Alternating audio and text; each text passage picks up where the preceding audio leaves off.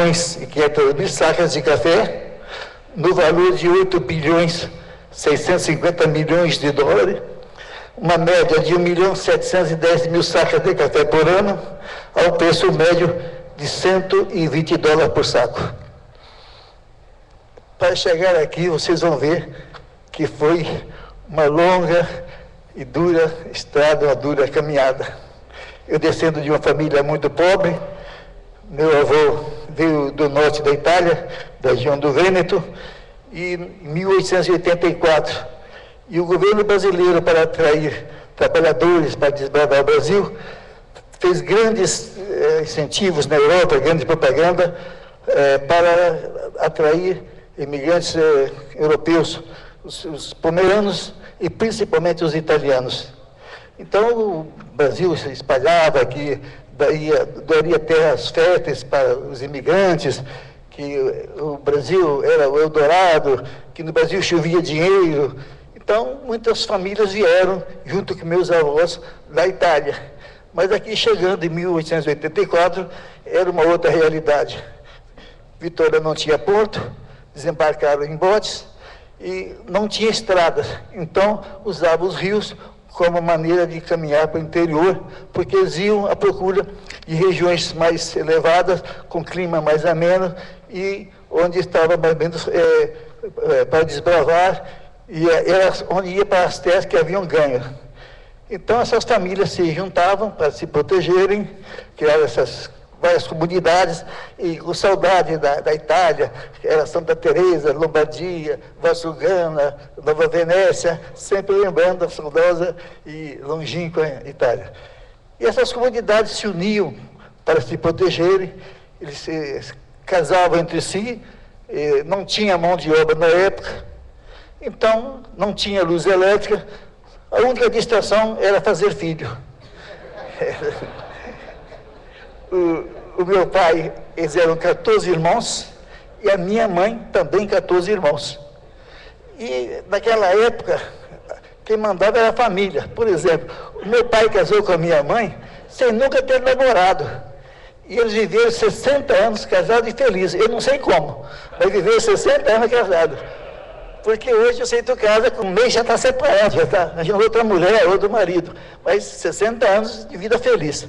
Então, isso realmente foi uma coisa que me chamou muita atenção e está na minha cabeça até hoje, como é que isso foi possível.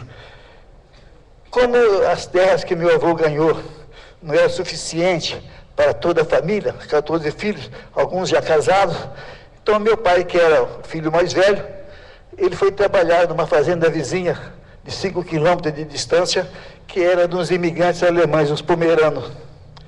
E lá ele foi trabalhar como administrador, mas um salário muito baixo, não era suficiente para sustentar os 7 filhos. Então, nós todos trabalhávamos. Minha mãe lavava roupa, minha mãe costurava, e eu, com 8 anos de idade, eu já levantava muito cedo, eu ia na fazenda ajudar a tirar leite, e ganhava como pagamento 2 litros de leite para ajudar a comida em casa. Depois da escola, eu ia tomar conta da venda, e como à tarde não tinha quase nenhum cliente, debaixo tinha o paião, eu ia debulhar milho para a tropa, ganhando R$800 por saco, que deve ser hoje uns 2 dólares por saco, mais ou menos. E à noite não tinha energia, a gente ia estudar na base de lamparina, era tempo da guerra, um querosene muito ruim, fazia muita fumaça, então a gente vivia todo enfumaçado, por causa das lamparinas, né? E era uma época muito difícil, porque era tempo da guerra, e apesar da fazenda ser de uns alemães extremamente humildes, mas eles sempre eram taxados como nazistas, como traidores, e sempre com aquela ameaça de invasões da fazenda. E principalmente nos fins de semana, vinha aquelas ameaças, ficavam lá preocupados, escondidos, e a ameaça era maior porque eles queriam, mas não era nada de patriotismo, era só mesmo bandidos que queriam roubar e assaltar a fazenda. Acabando a guerra, meu pai mudou para a cidade e comprou uma padaria para pagar a longo prazo. Então nós trabalhávamos de dia, de noite fazendo pão, e de manhã cedinho abria a padaria e fazia a entrega de pães para os bares, as autoridades, o padre, o prefeito, o juiz. E depois da escola, então, nós tínhamos lá, para atrair mais da clientela, Aí nós vendia outras coisas, bolacha, broa, cocada, bolo de milho, e criamos também um departamento de secos e molhados. E passava toda a tarde ali, empacotando e pesando o arroz, feijão, farinha, trigo, sal. E assim, quando chegava o cliente, já era prontamente atendido. E também o cliente não via o nosso peso, porque o nosso peso era genérico, só pesava 950 gramas. E criamos também um departamento de bebidas, de drinks, para que todo mundo passasse a sempre tomar um drink. Nós criamos várias atrações, inventamos vários tipos de bebida. Por exemplo, nós fazíamos o capilé, que é a cachaça com xaropes. Depois inventamos uma meladinha. A meladinha era a cachaça com mel de abelha e gengibre. Tinha a gengibira. Gengibira era o espumante da época. Você bebia e saía tudo pelo nariz do gás. Inventamos uma bebida que fazia um grande sucesso. Nós tínhamos na mata um cipó com cheiro muito agradável de cravo da Índia, e chamava-se então, a bebida chamava cipó cravo. E essa bebida foi muito famosa, porque criou-se o mito, espalhou-se, que a bebida era afrodisíaca, que era o Viagra da época. Então, nós fazíamos aquelas infusões nos litros, botava aquelas tiras do cipó dentro da cachaça e vendia muito. E todo mundo, então, no final do dia, ia para casa, mas sempre tomava uma dose do cipó cravo. Mas no sábado era uma loucura no sábado, porque as pessoas largavam o serviço mais cedo, sábado era dia de cortar o cabelo, e fazer a barba, tomar banho. Então as pessoas tomavam ali 3, 4 doses do cipó cravo para ir para casa, porque era dia de comparecimento, era dia de saliência em casa. Então a turma tomava cipó cravo. Com 16 anos eu vim para Vitória para trabalhar de dia, estudar à noite, e o meu primeiro emprego foi de office boy no escritório de corretagem de café, onde ia trabalhar meu irmão mais velho, Otacílio. Então eu aqui chegando, levantava muito cedo para limpar o escritório e passava o dia inteiro carregando a amostra dos vendedores para cima as compradoras. Não tinha comunicação na época, era tudo feito a viva voz. Então eu estava ali trabalhando e aprendendo a arte de vender café. Mas até que no dia 24 de agosto de 1954, o presidente Getúlio Vargas suicidou-se, e o ministro da Fazenda, o ministro das Finanças da época, Oswaldo Aranha, renunciou, e os preços do café caíram tremendamente. Os preços foram abaixo, bem abaixo do valor dos financiamentos. E o Banco do Brasil não aceitou ficar com os cafés pelo valor dos financiamentos. Exigiu que fosse pago todos os financiamentos. Então foi uma loucura, porque as pessoas tiveram que vender terras, vender casa, vender carro, vender cavalo para fazer os pagamentos. E muitas fibras quebraram e outras tantas bem fecharam. Então, nós ficamos até 1957. Em 1º de janeiro de 57, vimos que abria um grande espaço no comércio de café. Nós cometemos a loucura, um desafio aritmético. Fizemos uma firma de café com uma filial em Colatina, uma exportadora em Vitória, sem nenhum tostão. Então, nosso capital era aquela vontade louca de deixar de ser pobre. Então, nós tínhamos em Vitória um escritório, só tinha um empregado que cuidava da parte de telegramas e correspondência, que tinha noção de inglês. Mas é uma época difícil, porque não tinha comunicação. Uma ligação telefônica de Vitória para Rio e São Paulo demorava 6 a 8 horas. Para se comunicar com o exterior, só tinha uma comunicação, que era uma companhia inglesa, chamada Western Union, que é por meio de cabos submarinos que ligavam o Brasil ao exterior. E uma mensagem para ir e voltar demorava 24, 48 horas para ir e voltar. Então era uma época muito difícil para nós, sem capital, sem conhecimento de nada. E no primeiro ano nós exportamos apenas 10 mil sacas de café. Então aquele café que nós comprávamos mais em Colatina, nós íamos vender no comércio exportador de Vitória. E numa segunda-feira fria, chuvosa de julho, em plena safra, eu saí cedo com a minha amostrinha de 300 sacas de café. Na época não tinha quase transporte rodoviário, todo o transporte de café era feito em vagões e cada vagão trazia 300 sacas de café. Então eu fui logo cedo vender meu vagão de café e fui na maior firma compradora. Eu precisava vender o café para cobrir o cheque sem fundo que estava na gaveta do gerente do Banco Mineiro da Produção em Colatina. E fui então na maior firma de café, cheguei lá, entreguei a amostra ao comprador, que era um dos 3 sócios, entreguei a amostra, ele olhou, e muito arrogante, olhou para mim e falou, preço. E como é o costume na época, ainda hoje, o vendedor pedia um pouco mais, o comprador oferecia menos, dividia o mal pelo meio e fazia negócio. Mas naquele dia não teve oferta. Ele, muito irônico, me encarou firme, e olho nos olhos e falou, vocês agora também não são exportadores de café? Por que você não exporta seus cafés em vez de vender caro para mim? Vocês pensam que exportar café é fácil? Tem que ter capital, tem que conhecer o mercado, tem que falar línguas. Você não fala nem o português. Como é que você quer ser exportador de café? E perguntou, você veio de onde? Nasceu aonde? Falei, nasci em Itaguaçu, aqui do Espírito Santo. Falou, meu filho, volta para Itaguaçu, de onde você nunca devia ter saído. Aí eu peguei, ele jogou a moça acima do balcão, virou as costas, foi embora, fui lá, juntei o café, botei o café na latinha, desci a escada, triste, humilhado, e fiquei embaixo esperando, a chuva passar, chovia forte, fiquei esperando, e no momento de raiva, de muito ódio, eu falei comigo mesmo, um dia esses filhos da puta vão me pagar.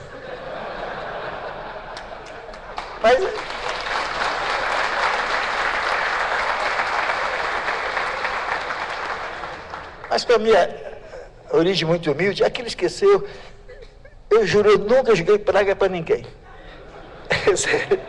Mas então eu passei cada vez a trabalhar mais. E sempre lembrando do conselho do meu pai, porque o meu pai, apesar de ser homem do interior, era um homem sábio. Ele falava, olha, para vencer na vida tem que trabalhar muito. E trabalho, porque trabalho nunca matou ninguém. E outra coisa, nunca ninguém ficou rico gastando.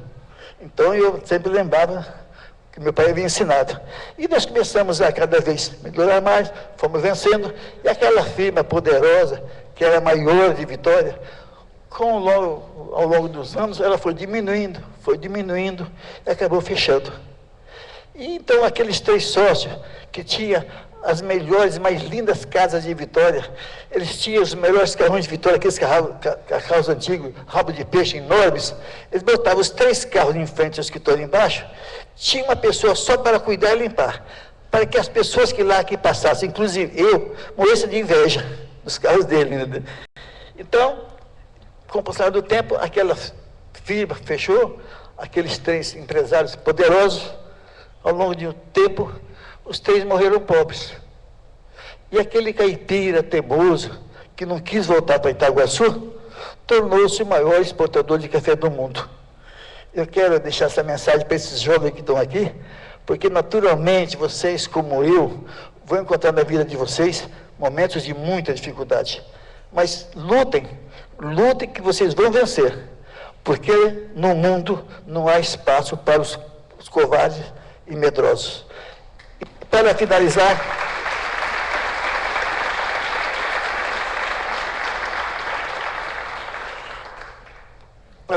em ter um pouquinho de tempo, eu quero falar para vocês rapidamente sobre o grande sucesso do Conilon do Espírito Santo, que foi exatamente a minha vida de 55 anos de exportador, que foi o grande sucesso. Porque o sucesso do café do Espírito Santo, do Conilon, ele começou em 1970 até hoje. Antes, não teve sucesso, apesar do nosso amigo Mansur falava, o maior jornalista, que eu acho que em Vitória, que mais entende de café, ter dito que o café chegou aqui do Espírito Santo exatamente há 100 anos atrás, em 1912, trazido pelo nosso governador da época, João Monteiro, que distribuía as amostras só para os amigos dele, os coronéis da época, lá do sul do estado. Mas não proliferou a produção de café, Conilon.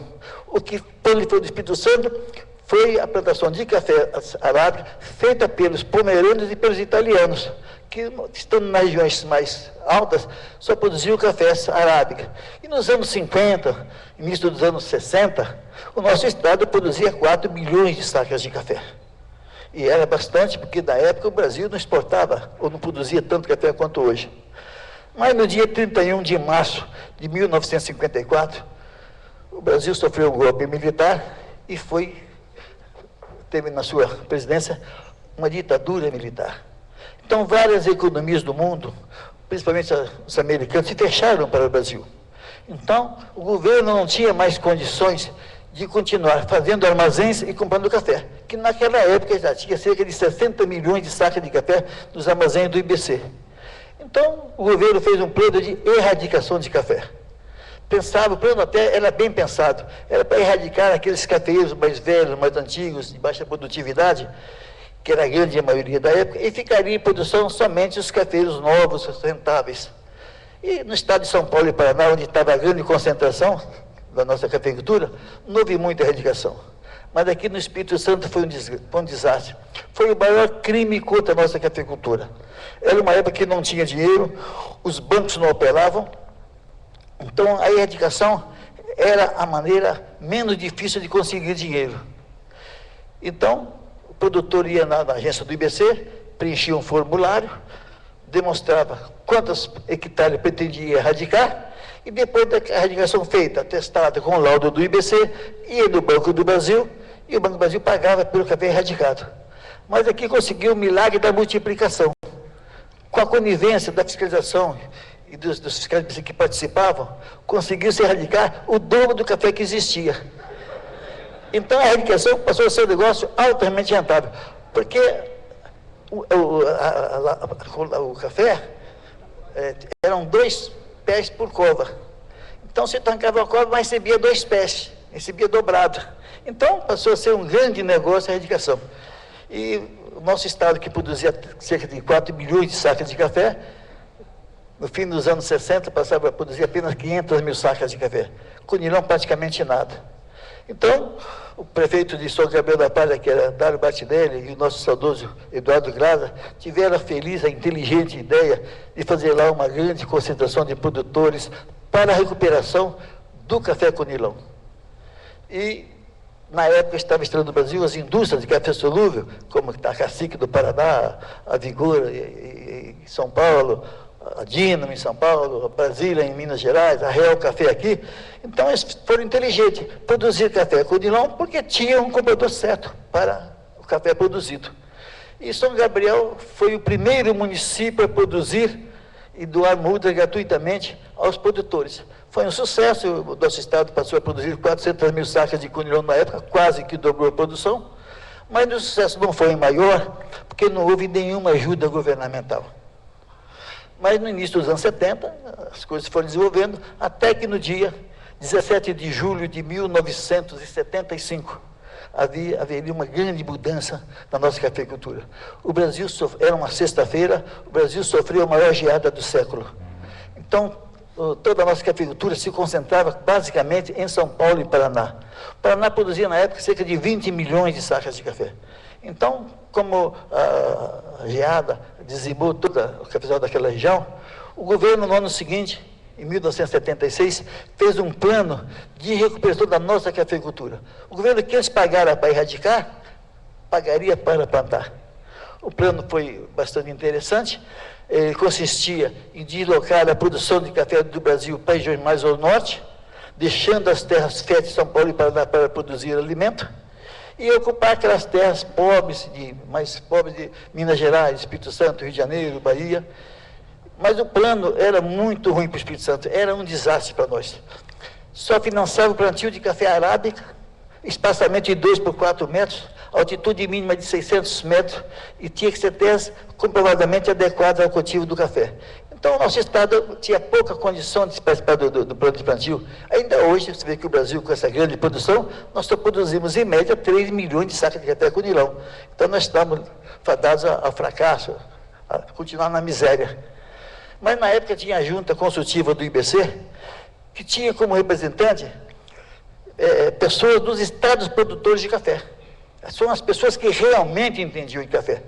Porque o IBC, apesar de ser uma autarquia de café, nunca teve a sua presidência um cafeicultor. Nunca um cafeicultor ocupou o presidente do IBC. Eram políticos, eram empresários, eram amigos do governo, eram diplomatas, até gay foi presidente do IBC. Hoje é a glória, mas naquela época era complicado. Hoje é a glória, né? Então, mas cafeicultor não chegava nunca na presidência do IBC. Então,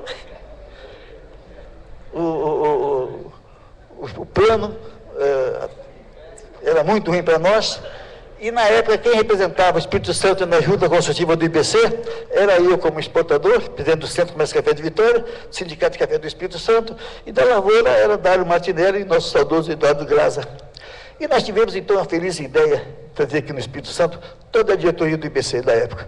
Camilo Calazan, José de Paula Bota, Adelaldo Balgrati, Jair Massari, Fernando Martins, e fizemos aqui no estado duas grandes concentrações de produtores. Uma grande em Colatina, que era a região mais do cafés Conilhão, e outra em Afonso Cláudio, que era a região mais dos cafés arábicas. E nessa ida para o interior, conosco, a diretoria do IBC, sentiu o grande drama, a grande miséria do nosso estado. Foi a pior fase econômica do nosso estado, financeira do nosso estado. Com a erradicação, não tinha mão de obra, não tinha trabalho no interior, houve um grande êxodo rural, favelamento das regiões urbanas, e no interior só tinha pobreza, tristeza e a miséria. A diretoria do IBC ficou tão impressionada, tão penalizada, que imediatamente publicou uma resolução autorizando para o Espírito Santo, só o Espírito Santo, o financiamento para o plantio de café Conilhão. E mais ainda, sem limites de cota, ou seja, tudo que fosse plantado seria financiado. E graças a essa medida, hoje o nosso estado é o segundo maior produtor de café do Brasil, é o segundo maior exportador de café do Brasil, produz 76% do conilhão do Brasil, somos o segundo maior produtor de robusta do mundo. Então isso para nós é muito importante, porque nesse momento, aqui no nosso estado, nós temos a melhor e a mais moderna cafeicultura do mundo. Enquanto a média brasileira está aí, como eu vi ontem, de cerca de 22, 23 sacos de café por hectare, esse pessoal que vai para o interior amanhã vai ver lavouras produzindo 100, 120 sacas por hectare. Então nós temos a melhor tecnologia, a melhor produtividade de café robusta do mundo. Isso é muito importante, porque o consumo de café robusto no mundo aumenta muito mais do que o de arábica.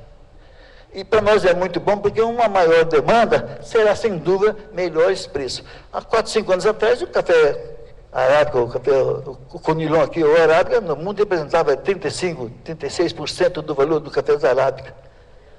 Hoje está aí na faixa mais de 45%, subiu muito, valorizou muito, e sem dúvida, esse consumo de hoje, por exemplo, há uns 25, 30 anos atrás, o consumo de café no mundo era 90% arábica, 10% conilhão, o robusta.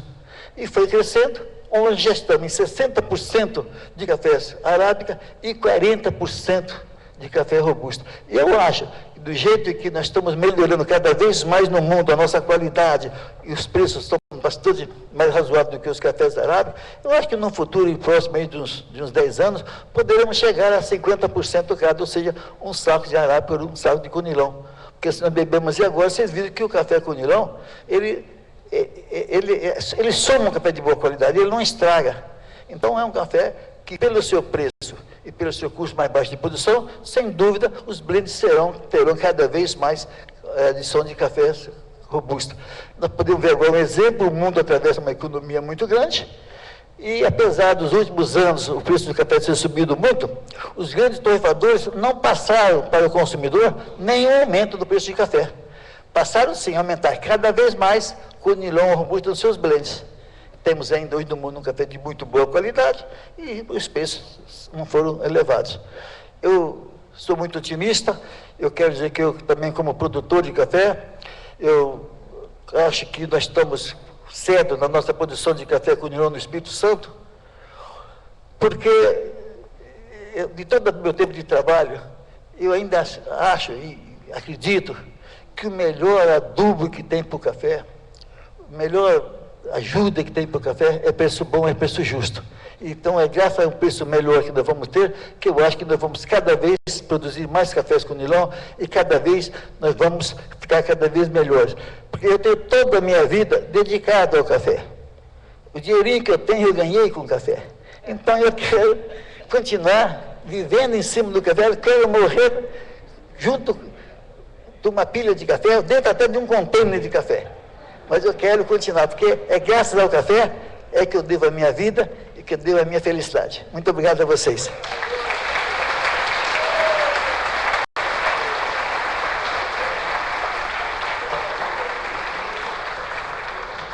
momento de emoção.